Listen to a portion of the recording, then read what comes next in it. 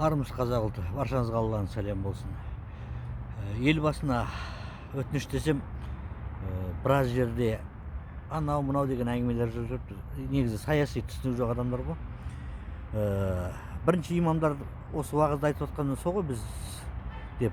Сондықтан имамдар заставить ету керек өзінің қарындасын алуға. Содан кейін ол дінде қаншалықты уағыздап жүргенін көреміз. Өз қарындасын өзінен алса, бүткіл қазақ бетіне қара бет деп түкіріп тастайды. Бұл жақсылық қазақтарда. Екінші мәселе, мен Алматының пробкасы студенттер дедім, оны көбісі түсінбейді. Студенттер күнкөріс үшін жұмыс жасап жүр ғой деп. Или жұмыс жасасын күнкөріс үшін, или білім алсын. Неге бізде сондай білім алмай жұмыс жасап жүріп оқуының ақшасын төлейді да, содан кейін ешқандай маман ертеңгі болашақ өсіп жатқан сәбилерге білім бере алмайды. Өйткені олардың бәрі сауда саттықпен мейлі дамып кеткен. Мұғалім болып бітіреді, мұғалім болып келеді да, оқушылардан ақша алу процесін бастайды. Тоқтату керек та, үкіметке жақсы талап қою керек. Оқу орындарының бәрі тегін болу керек.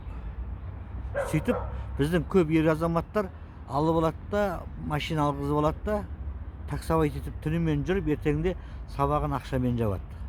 Білім алмайды. Бұл бір болады, және осы составтардың ішінде бізде пробка болады. Неге? Алматы әр қаланың өзінің пропискалық жұмыс орны болған Союздың кезінде. Сол сияқты әркімнің өзінің пропискасымен ғана жұмысқа алынатын болса, онда пробка болмайды. Алматы қаласы өзінің ішінде ғана жұмысты. Талғар, Есік дегендер өзінің ішінде ғана болатын болса, онда пробка болмайды. Әйтпесе миллиардтаған қалаға кіріп, миллиардтаған шығып, күнде пробка өмірсіз. Бұл шешім. Содан кейін бір сұраққа да қойыпты, сен оны айтқанша мына Қытайдан қалай құтыламыз деп.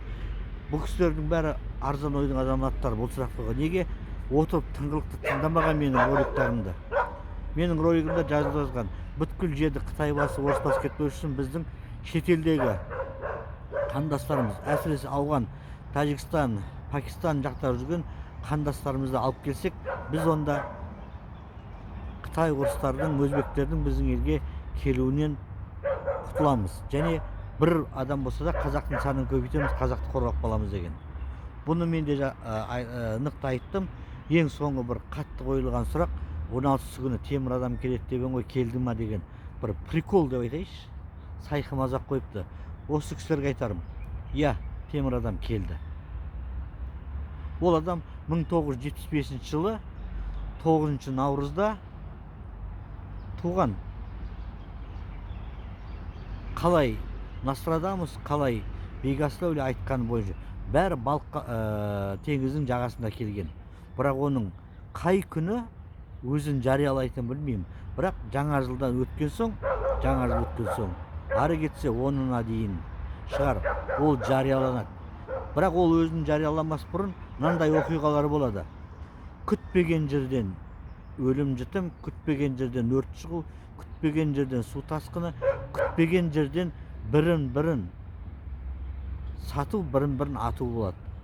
Осылардың арқасында не істейміз деп халық дағдарысқа барып тоқтағанда, ол өзін жариялайды. Демек, күн жақын.